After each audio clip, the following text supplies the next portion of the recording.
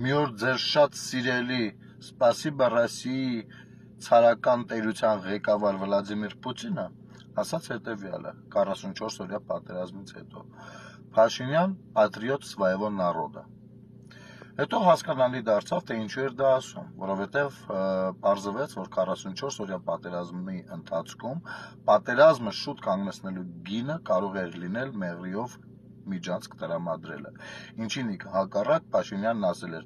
ձեռքերս կկտրեմ, թևերս կկտրեմ, նման փաստաթուղթ ես չեմ ստորագրի։ Հիմա տեղափոխվենք Արցախ, դաշնակ չեկիստական խունտա, Ռոբերտ Քոչարյանի աջ ու ձախ ձվեր, մեռնեիք, ձեռքներդ կտրեիք, գերի մնայիք, բայց նման փաստաթուղթ այսօր սեպտեմբերի 21-ին չստորագրեիք։ Կեցե հայոց անկախությունը, կեցե Հայաստանի Հանրապետության անկախությունը։